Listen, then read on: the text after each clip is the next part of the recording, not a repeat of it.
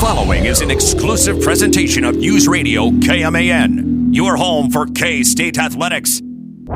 It's game time. This is The Game on News Radio KMAN.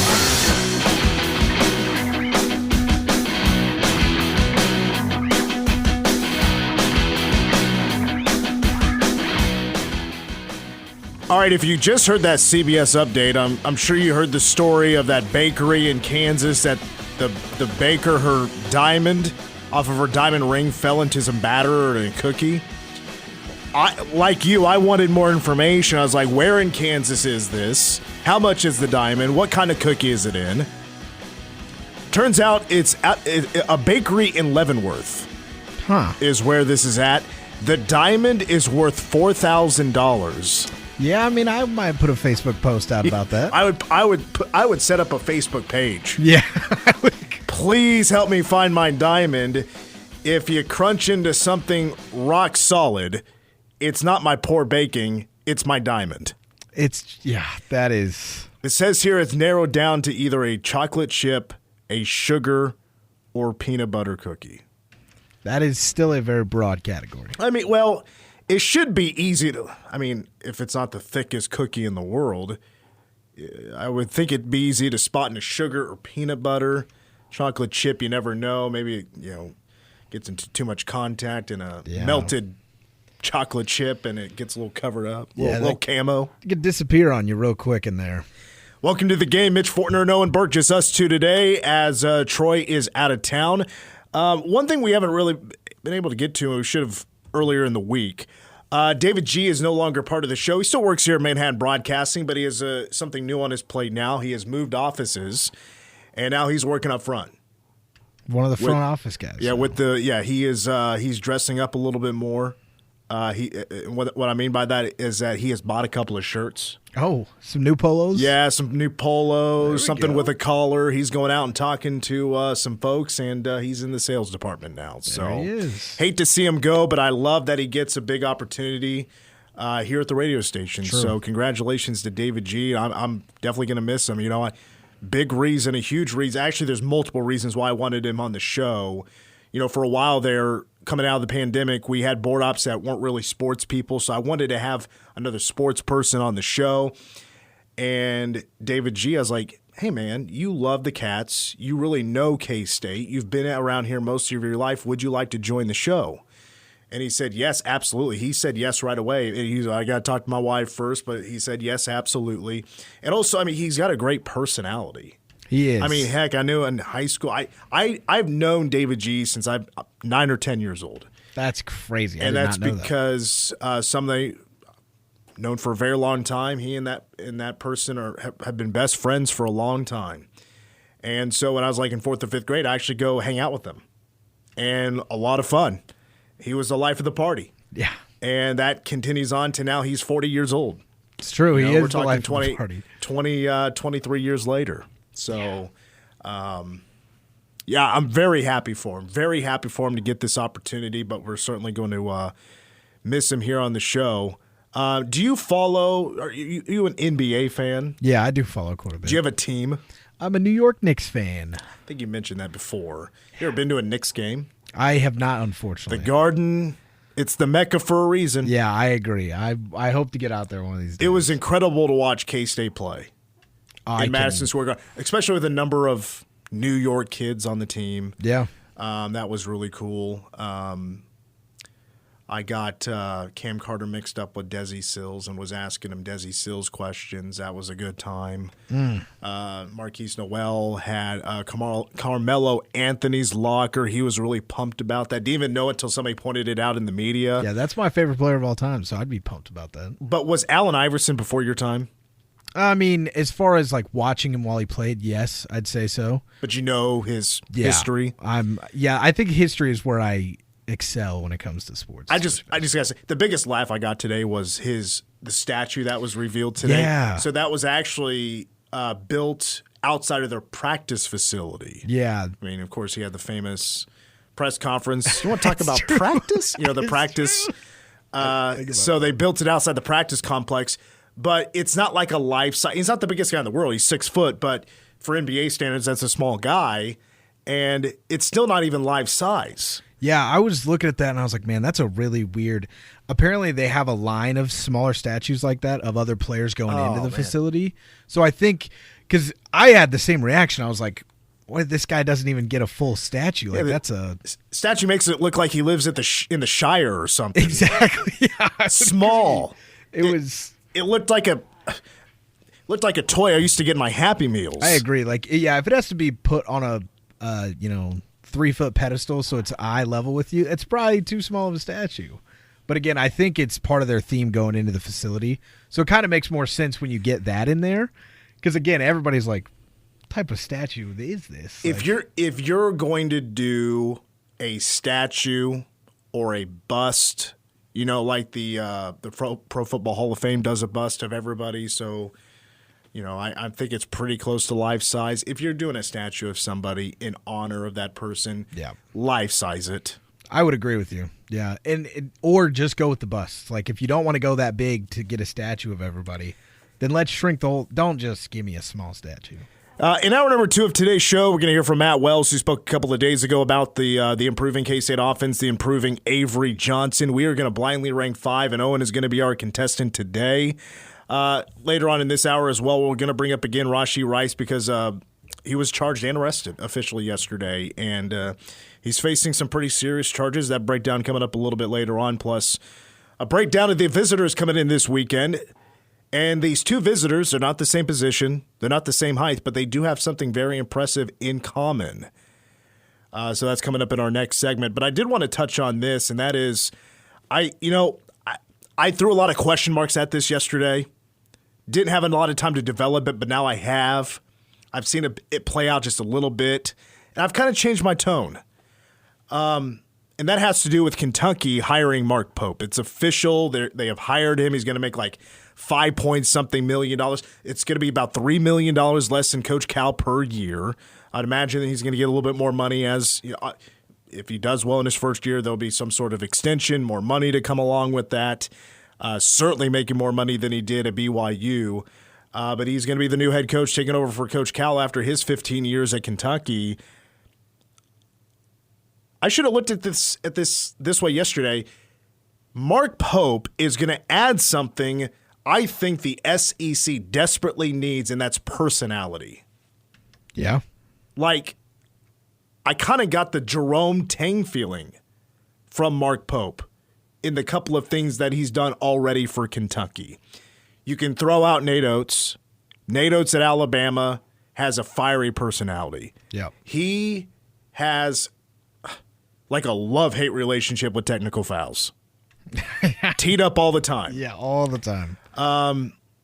Mark Pope, he had an introductory press conference at Rupp Arena, and I did not have this on my bingo card, of a Mormon rapping some Eminem. Yeah. At an introductory press conference, he started, wasn't exactly free, because it was, the music was behind him. Oh, okay. But he went into like the first couple of verses in Lose Yourself. Oh, yeah. And the place is going nuts. Yeah. I was like, what a great first impression that is. Like, obviously that wasn't exactly Jerome Tang's style. Yeah. His style was more relationship developed with the students and the fans with his introductory press conference. Everybody, though, still fell in love with him. Jerome Tang gave out his phone number. Yep. Not during the introductory, but later on to the students. That was in the fall. He's shown up to all these events. And then Mark Pope did a video where he looked like he's wearing like a tearaway suit. It like rips it off his torso, and he's wearing a full Kentucky uniform, like an old school uniform, because he played at Kentucky. And he does the KATS, cats, cats, cats. I didn't know Kentucky did that chant. No. That like JETS, Jets, Jets, Jets. I prefer the fireman in the stands waving his hat around and getting the whole stadium to do it. That's pretty sweet. Agreed. Mark Pope, I didn't even know he was like this. He has a ton of personality. He is a goofball. And I'm like, what an interesting clash that is. I think that's going to be the fit there is going to be interesting to see how it develops. Because Kentucky basketball is religion. and he comes in, goofball, lets loose. He probably is a great storyteller. And I'm like, is this the Jerome Tang for the SEC? Yeah, I mean, I think as long as it produces wins in the long run, I think everybody in Lexington is going to be happy. Now, this was not, of course, a primary target for Kentucky. This is more of a secondary target. This allows Kentucky – they hire somebody quickly-ish. They were planning on maybe waiting a week and then hiring somebody else, but that's not going to happen. Obviously now because Mark Pope is going to be the head coach. A lot of reason I threw question marks at that is because I think it's for a couple of reasons. One, he's not a top-tier proven recruiter. Yep. But also at the same time, his resources are going to be more wide open. And when I say resources, like he is not going to be – like BYU has a lot of rules. Oh, yeah. Not necessarily about like everybody – like the athletes they recruit, they don't have to be Mormons or anything. I mean, there's a lot of non-Mormons that go to BYU. BYU's a cheap school, believe it or not. It's not too expensive to go there. I think that's a big reason why they do get a lot of non-Mormon students. But it's like what you can do, like how you can't have facial hair, like those kind of rules, tattoos, long hair. It's a lot of presentation rules. You can't have girls in your dorm room type of thing. Also, like when you live on campus but outside the dorms, there's still a lot of rules that affect you. So a lot of people don't like that kind of stuff. Yeah, that's fair. Not only is not going to have to deal with all that, but also there's going to be, I'm sure, a lot more NIL money, although BYU is extremely loaded. Yeah. And I'm sure their collectives for NIL are raking in the cash. They gave every athlete maybe that was Utah. I can't remember who it was, but one of those schools gave everybody on the football team a truck or something like that. So he won't have those things holding him back. But also, he just has never won an NCAA tournament game. Yeah. And this is a coach that is going to have – the pressure's on even though he's a legacy. I'm not a fan of schools hiring legacies to become head coaches because they don't really work out. They rarely do. I mean, Scott Frost was there a year and a half longer than he should have been at Nebraska. Yep. Been to 2 NCAA tournaments with BYU and lost in the first round. Yep. So there's a lot for him to still prove. And I didn't think Mark Pope, even though he did go to Kentucky, was not the caliber of coach that Kentucky would consider hiring. Yeah, I think that's where my question mark started flying yesterday. Was like, this is not a proven winner, and we all know that that's what Kentucky wants in the long run. Now, can he be a winner? Probably, with the amount of money he's going to be able to throw around this year, and I don't doubt that he's a good coach, but he does not have the track record of what you would expect from a Kentucky hire. Unfortunately, the top 2 guys they went after just decided they didn't want to go. So kind of get left with what you get at that point. I had a tough time. I was trying to do some research, and I was trying to figure out what's been the reception of Kentucky fans. Yes, he was a national championship winner. He was a captain on that team when they won a natty in the mid-'90s. But he's coach-wise, are they separating his success at Kentucky as a player from his so-and-so success as a head coach? Has it been separated? Is it all considered? What's the reception? I think I just kind of got late to the research because that was all after the introductory press conference, and now everybody's like, "Oh, we're on board now. Here we go. Let's do." Maybe he did win them over, everybody, in his introductory press conference when he's being a big goofball and he's rapping lyrics, Eminem lyrics. Yeah, maybe that's what it takes. I mean, and I don't think that Kentucky would do it, but I mean, it's an idea of, again, like you said, these pairings don't always work out. He is a legacy guy that you can get a pass on for hiring him, even though he's not the most proven guy. And maybe they just kind of reset themselves to try to find and take a big swing at that next head coach in a year or two. If Hurley becomes available, if Drew's out of Baylor, or somebody else comes along and they're able to just kind of turn around. Because you wouldn't be able to move off a super established name that fast. Even if it was your third option that came over, but then, Bill Self and something happens in Kansas and he's available. And you're like, well, I really like the guy I have now, but I really want Bill Self. This is a guy you could separate yourself from pretty easy But again, I really would hope Kentucky wouldn't do that. I think with Scott Drew, he's going to retire at Baylor. He will forever. You're passing up on Kentucky. Who are you then going to take at that caliber? That's true. It's like that is very true. And I think Dan Hurley. I think that was also his option to take a. I don't know if I consider Kentucky a bigger or better job than UConn. I don't think it is. How good of a job is what you make of it? Mm-hmm. Like maybe if you just look at it as a better job means more money. A better job is, well, it's got a higher pedigree of success, and if that's how you consider it, whatever, great. Yes, maybe Kentucky is the better job. I think the right move is to stay at UConn. I think the right move for Scott Drew was the right one of what he decided to do, and that's stay at Baylor. Mm-hmm. The right opportunities.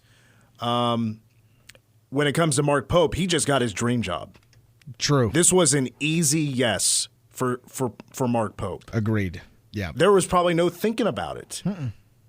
He's like, oh, I get to leave BYU and I get to go back to where I played? And he didn't have to convince his 5 wives to go with him. It's true. Okay, he just has the one wife. That's what, know. That's your run-of-the-mill Mormon joke right there, ladies and gentlemen. What's actually interesting is he and his wife, I believe this is right, I believe I heard this in a podcast once, they met each other because they both worked for David Letterman. Huh. You know David Letterman? Yeah. The Late Show back in the day, he was my guy. Yeah. He was my guy. So maybe you kind of understand where some of that personality comes from. Yeah, that's definitely an interesting way of meeting up. Let's take a break here, Owen. When we come back, we still, in this first hour, I want to get to Rashee Rice, wide receiver for the Kansas City Chiefs. A lot of trouble in front of him after making a pretty big mistake. I want to end the hour as well by recognizing a local student athlete, the high school level, who's, incredible softball numbers. Incredible. I want to recognize her later on in this hour. When we come back, a couple of big visitors coming in this weekend for K-State men's basketball. Different positions, different sizes, maybe somewhat of a similar skill set when it comes to athleticism, but something bigger that they have in common is coming up next. Day one in.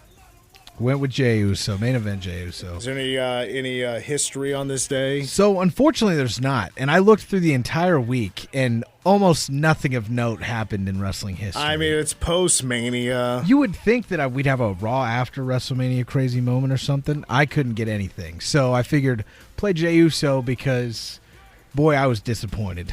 I follow an account on Twitter that's like 5 years ago today, 10 years, 15. It goes all back to the 80s. Mm-hmm.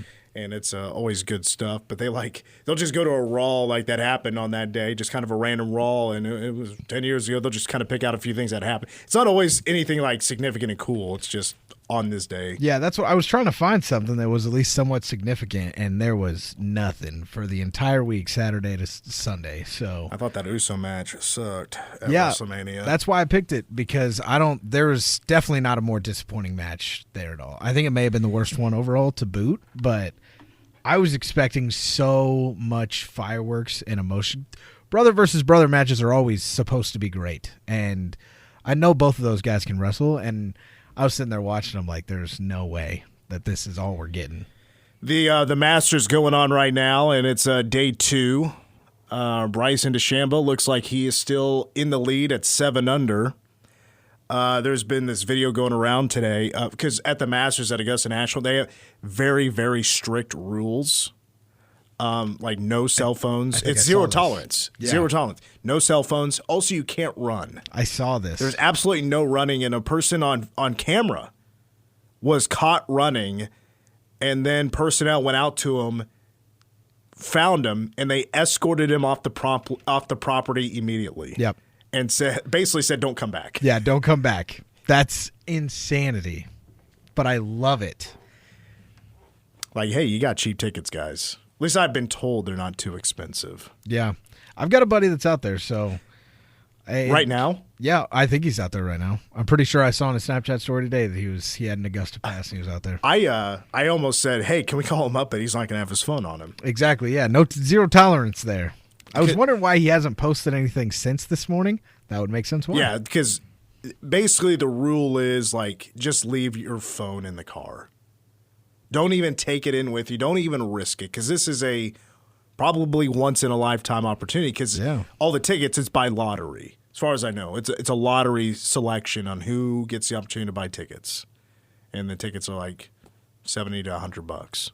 Which is crazy. Cheap concessions. I'd make the best of it as I possibly could. Oh, 110%. And I don't know if I would just like follow around a specific golfer or just kind of hang out in one area and watch. I'm not really a big golf fan. I'm not a golf fan. I don't play golf. I haven't played since my last day of high school, my senior year.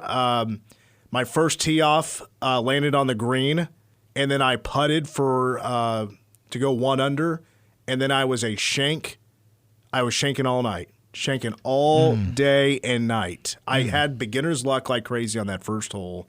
I was like, oh my God, I'm a natural. You're like, well, I know how I'm making a living. I am a prodigy. Even though I'm already I'm 18. I am a 2 strokes in. You're like, I'm just gifted. I'm Tiger Woods. Actually, this is what's happening. I'm better than Tiger Woods. That green jacket in 3 years. Watch.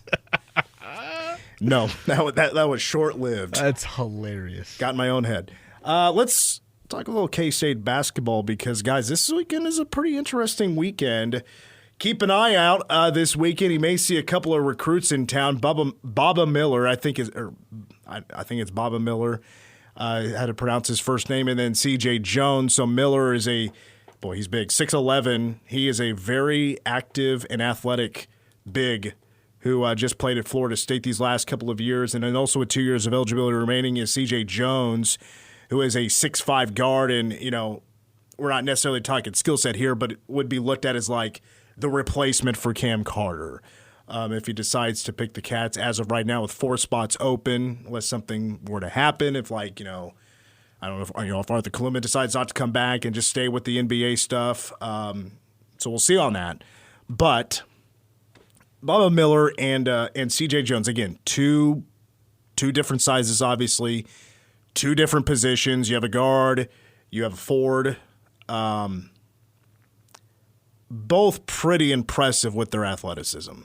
And I'd mentioned this yesterday that we are seeing a trend. We're seeing the same boxes checked on what these players can do. It doesn't matter the position. Doug McDaniel is a hell of an athlete, one-on-one athlete, great passer, can score at all 3 levels. What a solid first addition to this class out of the portal. No doubt about that. Very special player. With C.J. Jones and Baba Miller, who both have 2 years of eligibility remaining, Jones was a 38% three-point shooter this past year. He averaged 11.5 points. He also is a great passer as well, 5 assists a ball game. He's great in transition. He is tough to guard one-on-one. Baba Miller, tough to guard one-on-one. Can be an asset as well in transition. You can play him from the perimeter, one-on-one ISO. He'll get to the hoop because he's athletic as a 6'11" big. He's not your traditional center. Yeah, I was like, that was his first highlight on there, is like he brings the ball up, almost like setting up a half-court set, and just backs his way down and scores. So obviously I was a little bit repetitive there. 2 different sizes, 2 different positions. They can do a lot of the same thing. Miller will shoot the 3. Wasn't a great three-point shooter this past year, but it can be a part of his arsenal. But what these 2 guys really have in common is that they have NBA upside. You're talking about 2 players that have gotten some looks about potentially at some point playing at the next level and at the highest level of professional basketball. That's big. Baba Miller is expected. I don't know if it's official yet. I do believe he is announced, but I'm not 100% sure, but I believe he has already said that he's testing the NBA waters. He, I think, will for sure come back to the collegiate level. K-State is a possibility there. I'm not sure about C.J. Jones, but it's been the same rumblings about him as well. He played 2 years at UIC, and again, I went over his shooting numbers and his scoring numbers. He can be a decent rebounder. He's got other teams after him as well, and it's kind of like the local, it's kind of regional Midwest teams like Creighton, Xavier, Illinois. They're all in the mix as well. Yeah. They all want him. But C.J. Jones will be in town this weekend along with Miller. So it's a double visit this weekend for this staff. And it's 2 players that have the possibility of playing professional basketball at the highest level. Now, I don't want to run with that too much. I do love that that's a big part of them, but they still got work to do in that development. They got quite a bit of work to do in that development. But when it comes to their potential, from what I've seen from them and the research I've been doing, you want to talk about just barely finding it yet, just barely scratching the surface with their potential. Yep. That's the next step is them, if they were to become K-Staters, and as soon as these coaches can start working with them, it's about, all right, now let's try to develop your potential and get you there, get you closer to those goals. Yep. These guys would better fit what K-State wants to do, and that is the 5-out offense. Yeah. With their you got to have that athleticism. You got to be able to go one-on-one with somebody. And that's unfortunately where K-State kind of just fell short a little bit in that having enough athleticism to beat a good defense. And just saw too often that, man, defenses would come in and just have a ton of momentum right out of the gate. And nobody was beating them. K-State just couldn't have that athleticism to beat them. Well, we're obviously seeing a trend on how this staff is recruiting. And they want those athletes. They want those guys you can ISO, you can spread the floor with. If they can drive, draw an extra defender, there's options. That is the simple way of explaining the 5-out offense. You got to have the athletes to do it. And we're not talking about just depth pieces. We're talking about more opportunities than just being a depth piece with these two players. And it's not to even, mention this kid earlier as well yesterday, Umar Ballo, who I'm very high on. Very high on. A big, and a couple of them, is a priority for K-State in this class and in the transfer portal. But Umar Ballo is going to be much tougher to get because there's a lot of Power Sixes that want him. Yeah, wasn't UNC one of them that wants him in there? I mean, I think he's going to Indiana first and Louisville, then K-State, then there's a couple of others, maybe out of order there, but there's a go watch his film. There are very clear reasons. Yeah. Why a lot of schools want him. I think that's the guy I want out of the three, but I think if they can add, we've seen it with Tang already, the elevation of the players that play underneath and in his system, and you bring two, even if they're second-round NBA draft pick level guys, that is still a high-level player. You put him with Jerome Tang for 2 years, I mean, we could be sitting looking at a couple first-round picks, in 1 to 2 years' time. Never know. Depending on how the fit works or even if they show up. That's the other thing is they got to figure out where they want to go to school next. That's the important part. Now, there is another name that not scheduled for a visit or anything, but may have some interest in becoming a Wildcat. He plays at Duke. We'll touch on that in hour number 2. But when we come back, I want to talk about Rashee Rice. As we talked about him a couple of weeks ago, he made a pretty big mistake. Well, he was officially arrested and charged yesterday. It's pretty serious. That's coming up next.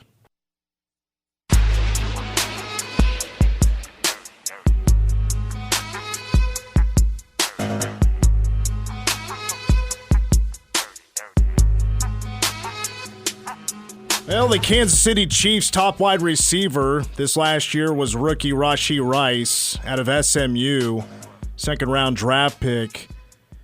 I think it's well known by now that a couple of weeks ago, he allegedly made a pretty big mistake where he rented a Lamborghini and he was allegedly racing against a friend that was in another vehicle and caused an accident up with 6 cars total involved. Multiple people ended up with minor injuries, some to the hospital. And now we've learned, we've learned a bunch of things, actually. 3 of those people that weren't in those parties, as in the 2 cars that allegedly were racing in a highway in Dallas, Texas, have hired lawyers. So there is potentially, it's not announced or anything, but potentially a lawsuit or multiple lawsuits going to be filed here against Rashee Rice. We'll see how that turns out. But he has been officially charged in all this because there was an investigation. It wasn't anything immediate. But according to the Kansas City, according to reports, Chiefs wide receiver Rashee Rice, he surrendered himself to police yesterday. he has received 8 total charges in this incident, in this multi-vehicle accident. And in those charges, 6 counts of collision involving bodily injury, 1 count of aggravated assault, and 1 count of collision involving serious bodily injury. So the last 2 charges I mentioned are felony charges. That second-degree aggravated assault charge can bring 2 to 20 years in prison. That one charge alone can bring him 2 to 20 years in prison. That's insane. So it's a very serious incident now involving Chiefs wide receiver Rashee Rice, which he has cooperated very well.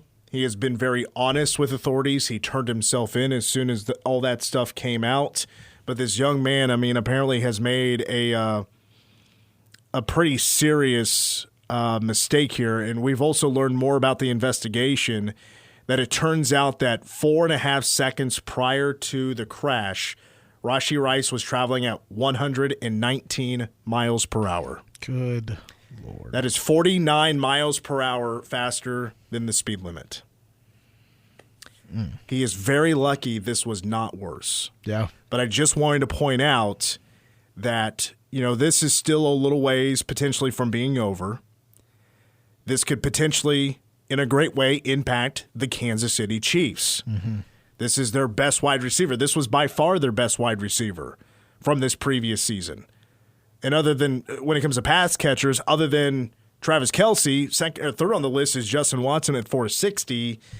I mean, wide receivers, nobody really obviously just stood out like Rashee Rice, who was very close to 1,000 yards this past year.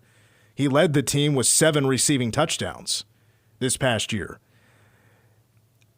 There are 2 things now, though, that are pending now. What happens with all these charges after this crash? And then, the NFL, even if the charges get dropped, the NFL, and they've done this before, can still come down with their own penalty. Yeah. I mean, he still may get an 8-game to a year suspension pretty easily, I think, depending on what the charges end up being and what he gets charged with once it goes to court. I mean, wasn't it Ezekiel Elliott that... Yep.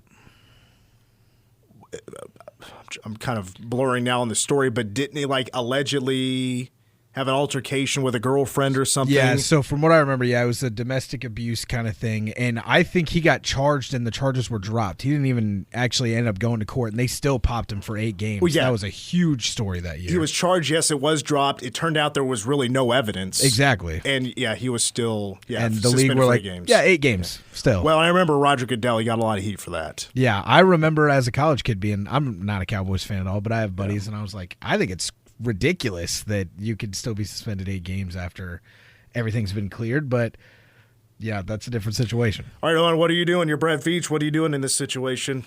I think you got to wait until everything boils, we get out of it. We see exactly what the charges are going to be fully going forward, and then you kind of have to go from there. But as of right now, I'm planning my future without Rashee Rice in it, probably. So, come pick 32 of the draft if there's a receiver there that you like.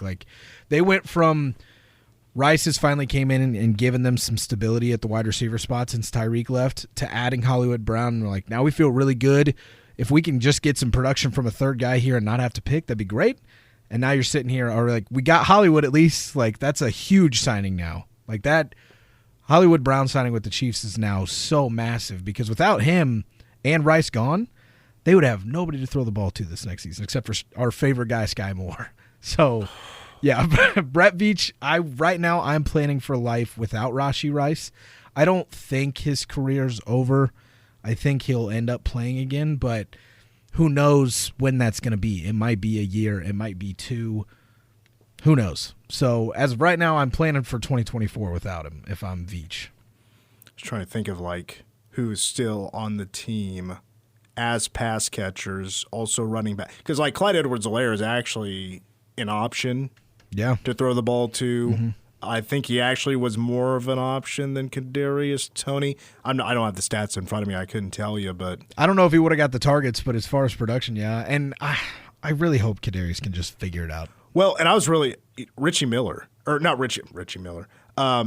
James. Yeah, Richie James James out of Mid Tennessee. Mm-hmm. I thought, like, boy, if he could work out with him, that'd be really great. Because Yeah. I know Mitch Holtis was a big fan of his, but I don't know what he's doing now. I don't think he's still with the team. Anyway, yeah, what a bad situation. Yeah, just horrible timing. Horrible timing, horrible situation. Just all of it sucks. I still think the Chiefs were going to probably go, well, offensive line is also they're thinking tight end. Tackle there, or maybe cornered. You got to replace L'Jarius Sneed. So there was definitely some other options that they would have had the freedom to do what they wanted, and now it kind of feels like they may be locked in. As long as there may be a ton of receivers go in the first, and there might not be one at 32 too. That's possible. So there could be a lot of receivers that go in the first round this year. All right, let's finish up this first hour. I want to bring your attention to a very special local student athlete, the high school level, that is just absolutely crushing it in her softball career. That's next.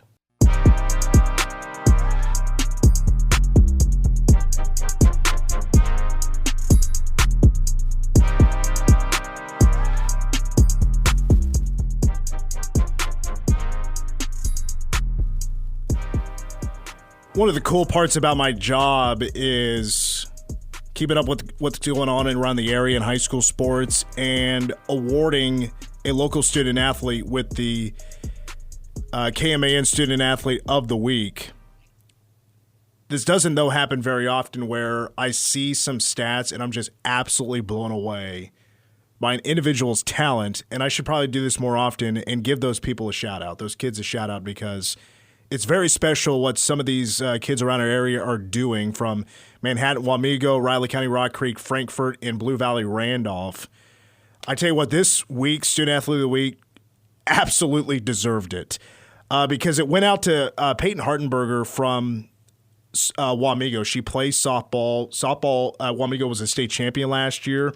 She has already thrown 2 no-hitters this year. And over her career, her record as a pitcher is 27-0. Wow. 436 strikeouts, and has a career ERA of 107. Good Lord. She will be playing softball at the University of Tennessee, and she is a junior. That is absolutely insane. Absolutely crushing this year. She has played 4 games this year. 2 of them no-hitters? 2 of them no-hitters. 72 total strikeouts. Good Lord. Incredible. Hour 2 of the game is next.